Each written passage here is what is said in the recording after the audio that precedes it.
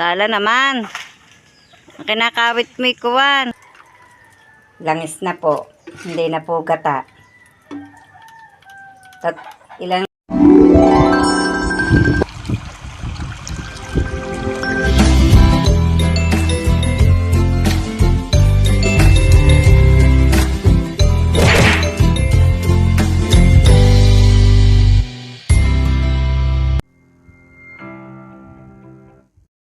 Magandang hapon po, panibagong vlog na naman po natin at kami po itataas po ni Tatay Roman. Ayun na po si Tatay Roman, nag-iintay po sa akin. At sila po ay naghakot po ng yero. Ayan po, bumili po kami ng yero kanina. Yan po ay siyam na yero at kami po ay pataas po ni Tatay Roman at magpapala po kami ng pinadeliver po naming buhangin. Na saan? At ito nga po ay aayusin na po itong terrace na ito. Nagpa-deliver din nga po kami ng hollow blocks tsaka po bakal at semento. Yan po ang bakal.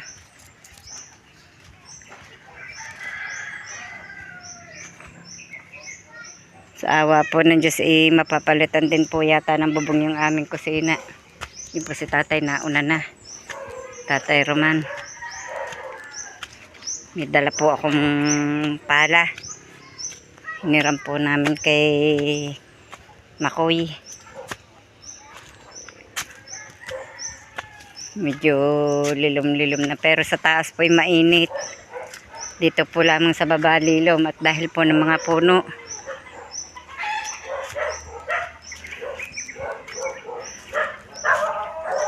Alas 2 na po ng hapon.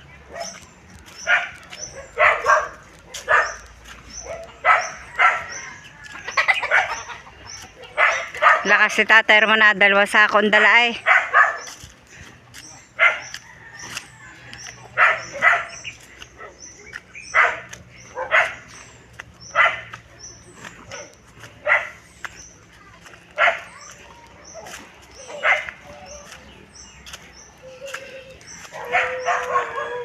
Ang mag-iinagay nagpataas din.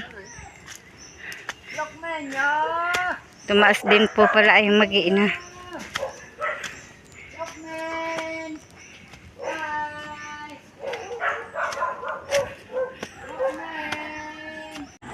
Sinasako na nga po na magninong ang buhangin. Dala na po ang pagkukula sa arawan. Mamumuti.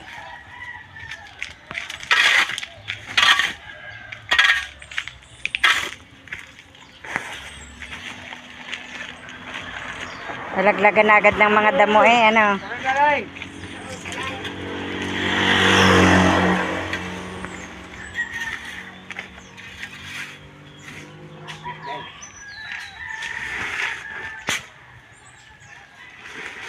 Yan, maya na may tapos na pala. Yan, ano.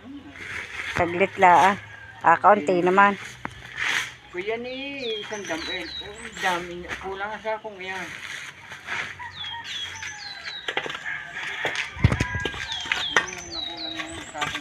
Pati naman ako'y mangingitim. Lalo. Naitim na yung mangingitim pang lalo.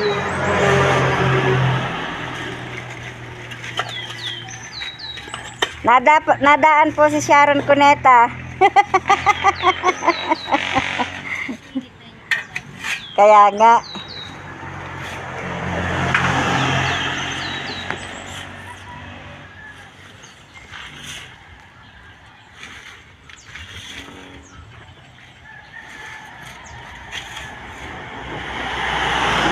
Init-init ang padali ng pagpapala.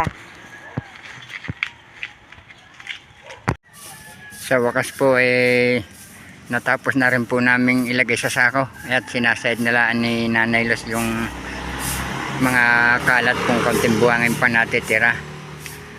Iniipon na po niya. Sayang po naman yan. Baka rin po pagka naipon baka may isa pa rin sako ng tupot ng saminto.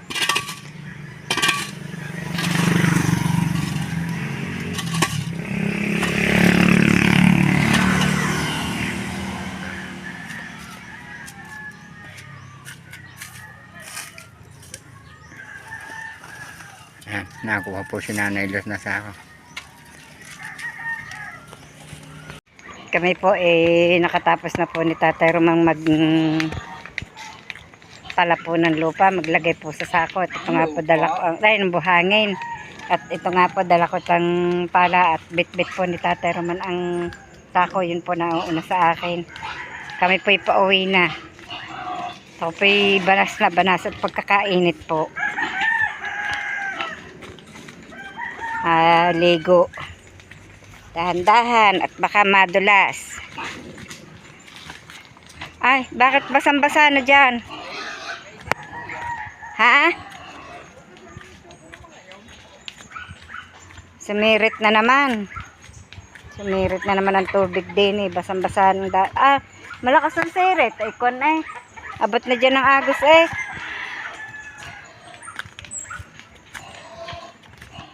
Sayang naman po ang tubig.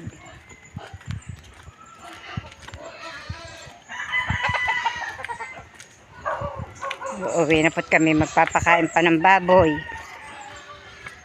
Ng mga biik.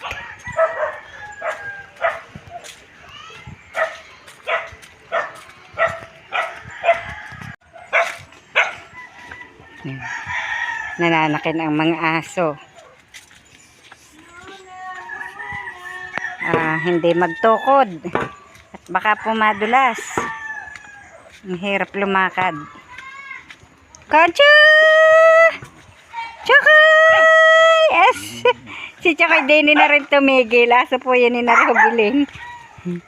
Luna! Nainggit naman agad ang Luna. Inang. Si Luna naman. Kacha!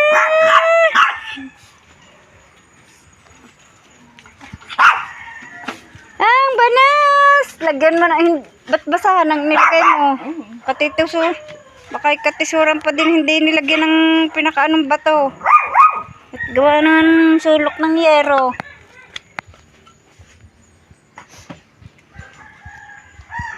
Aba. Nagising na po si Camille. Yung nakabili ang patukan ng sisiw. Ang patukan ng malalakay wala. Nasaan ang kasamahan kaya noon? Nung panghaplos na iyon. Kaya nilagay ni Mark Leo. Wala sa loob. Baka pinasok na.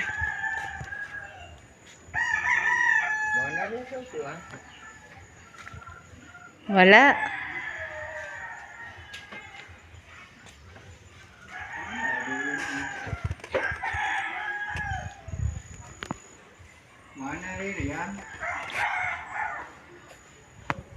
Sina Tatay Roman po ay maniningin po ng niyog doon po kay Ma'am Sanggumay po doon. Baka po may laglag na niyog amin na pong hihingin Ma'am Sanggumay at gagamitin po lamang sa bilo-bilo at magluluto po bukas ng bilo-bilo at graduate nga po si Camille at si Hali ipagluluto po namin kahit kakaunti.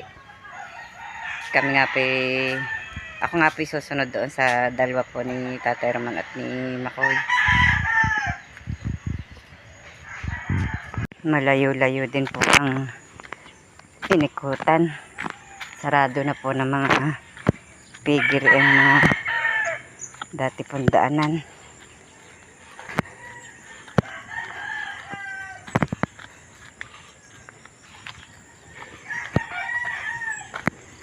Banas na po agad.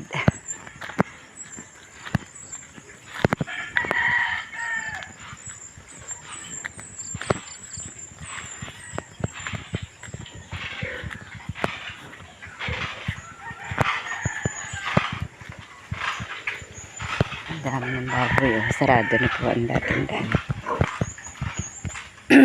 Dito po sa malapit sa bahay po na Kapanalig. Tahimik na tahimik po ang lugar Wala po si nakapanalig dito. Punta po yata ng Banahaw. Umalis po sila nung isang araw. Kaya po Wala pong tao din sa kubo nila. Kanilang bahay.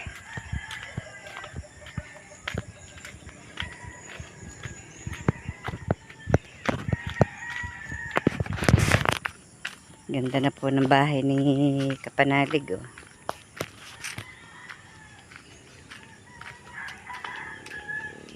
Ganda na po ng bahay nila. Sana po mapapinisa na din po namin ang aming bahay.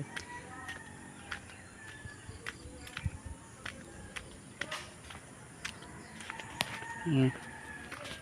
Ganda, may palitada ng lahat. Loob at labas. May mga bintana na rin.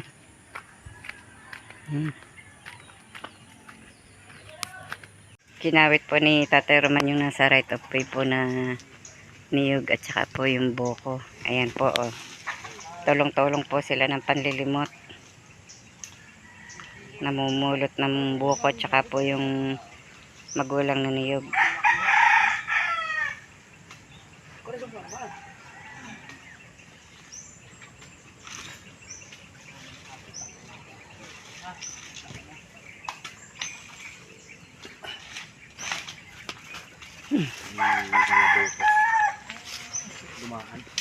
Yung po mahirap po ang daan dyan, din po kayo dumaan yun.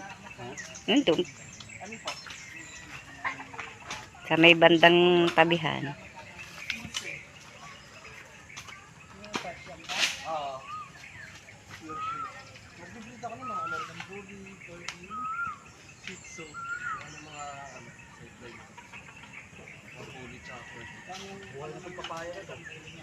Pala pa rin ang pagkagandahan eh. Mahuling kinuha. Aya. Bayan? Teka, meron pa.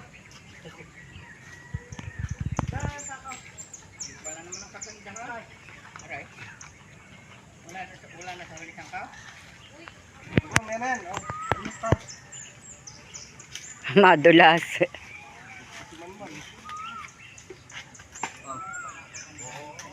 So, kailangan na lang igata sa tiyelo. May buko na.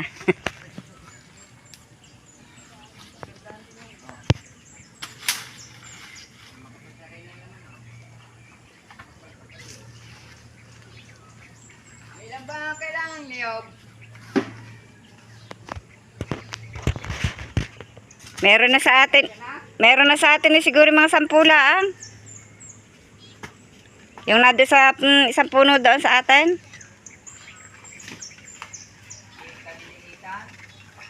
Kaliliit din lang na doon. Yung kawitin mo yung...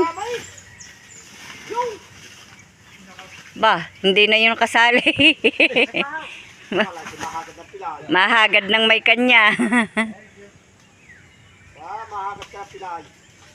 Are, yung may magulang na yung isang punong yun.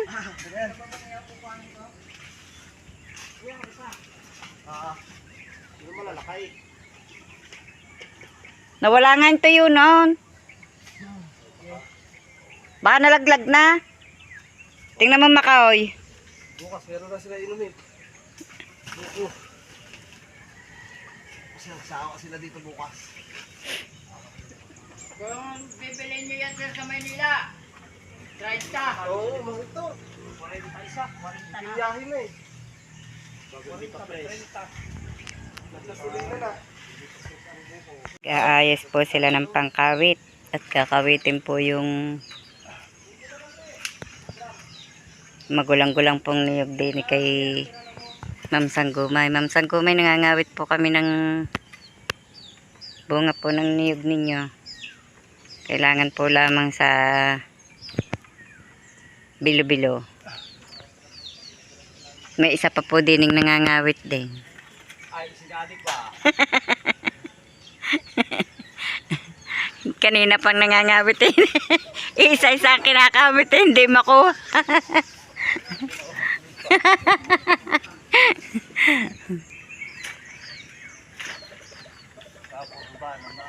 About. Hindi about. Hindi ka tumayo sa mataas.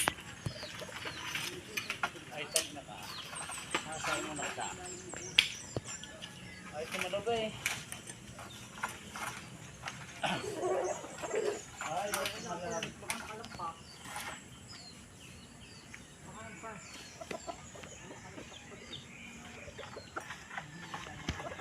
Ngalay ang liig bago makakawit. Sala. Sala naman. Ang kinakawit mo ikuan. Makatalbog sa iyo.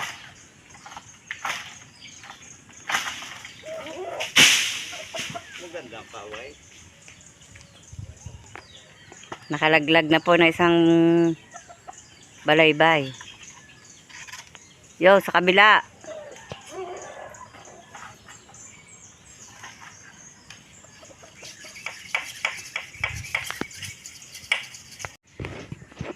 Ang dami nga po ng hinog ng bayabas pong ito. At ito nga po, nangawit ako. Oh.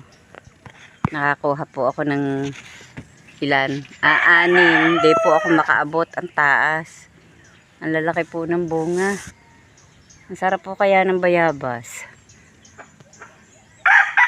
Nakakatawa naman yung kay Kapanalig na mangga may bunga na. Yung sa amin wala pa. May bunga na yung mangga niya. Dami din po ditong manok. Tapos na kayo magtalop? Tapos na daw pong magtalop. Sinitatero na ng niyog. At kami po siguro iuuwi na. Lalagay ko na lamang po ito sa aking bulsa. Ito pong bayabas.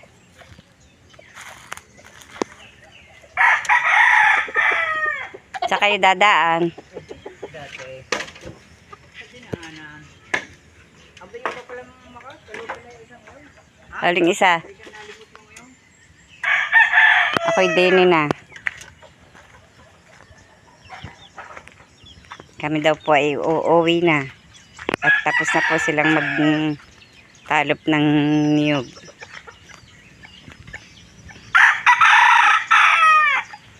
Sarap ng hangin. Hindi!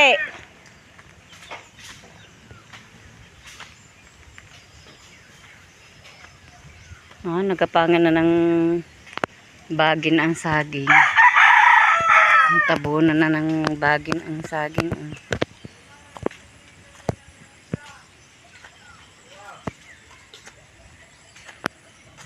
Namumulaklak na rin yung patani ni Kautol. Ay, hindi pala ito kay Kautol. Dito pala sa kalapit. Kaya mong magdalaray? Hindi! Oo. Ay, natuyo na ang kalumismis.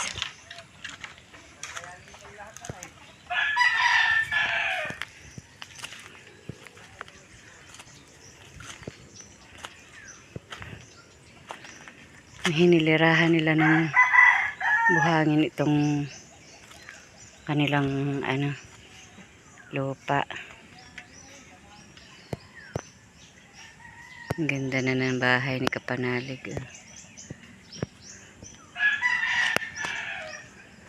May bunga na pong pailan-ilan yung mangga ni Kapanalig.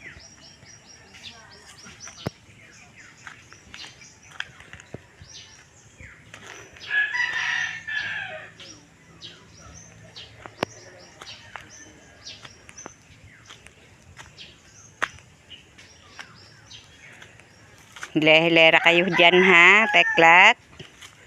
Peklat. Kayong mag-iina.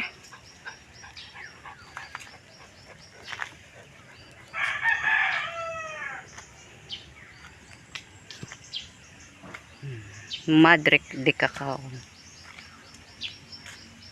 Madre cacao.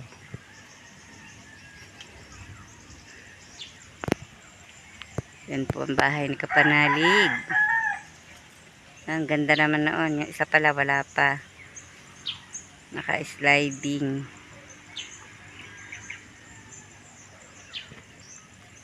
Yung pintong malaki. Wala pa. Are ilalagyan din ng teres. Aring likod pong are. Tahimik to tahimik ang bahay.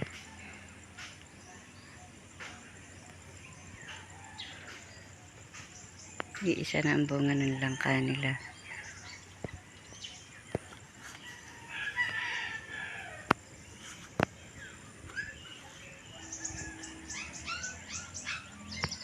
Oh, may tuta na naman. Ako po ay may sinalang po dito. Ako pinaglalangis. Yan o.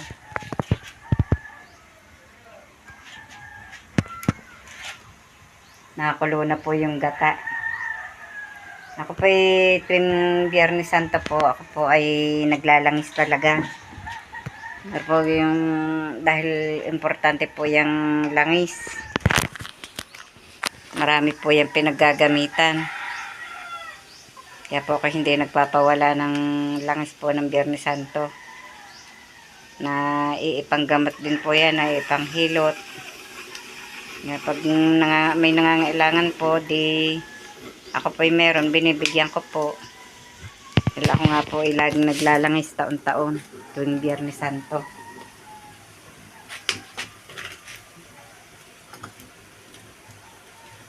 Malapit na pong maiga.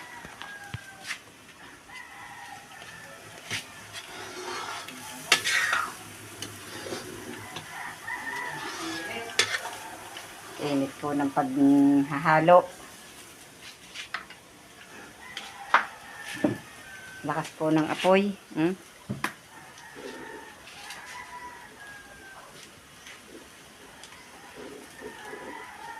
Tatlong kahoy po ang gatong niyan.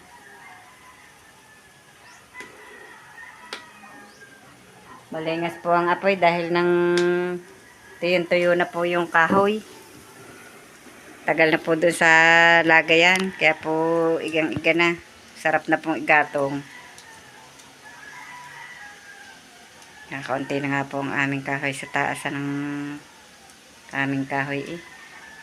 Hindi po makapangahoy ngayon at Biyernes Santo. Baka bukas naman po may gagawin. Magluluto po ng kaunting pinindot at siya pong pinakahanda sa pag-graduate po ng mag-ate. Saka po sisinokmani. Yung pong malagkit na nilugaw na may balatong. Sinokmani.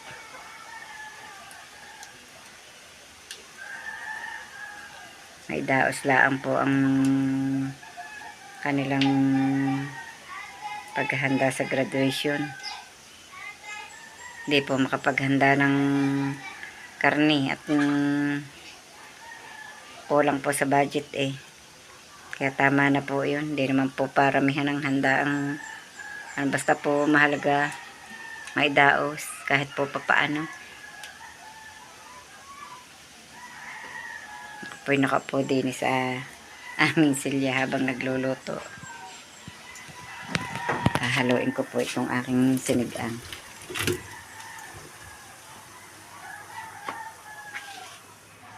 At ito na nga po, tapos ko na pong lutuin yung langis. Yan oh. Mapula na po siya. Langis na po. Hindi na po gata. Ilang laang maliliit na niyog yung ginawa, kaya po kakaunti yung langis oh. Lilimang maliliit. Baka naman po may isang grapon po aring maliit. Naalis ko na po yung latik niyan. Nandun po kay Tatay Roman. Tatay Roman po nandito po sa labas. Nagse-cellphone. Yun po si Tatay Roman oh. Abalang-abala po sa pag-cellphone. Ito na po yung latik na tinanggal ko po doon sa langis. Yan. Naluto na po yung yan po yung pinakatining ng gata. Kaya nabubuo. Kaya po nagiging latik. Hanggang dito na lamang po munang muli ang aming vlog at maraming salamat po sa patuloy niyong pagsubaybay hanggang sa dulo po ng aming vlog. At sa lahat po ng viewers, mag-iingat po kayong palagi at nawapay lagi po tayong nasa ligtas na kalagayan at gabayan po tayo ng Panginoong Diyos sa kung saan man po tayo naroroon. Bye-bye and God bless.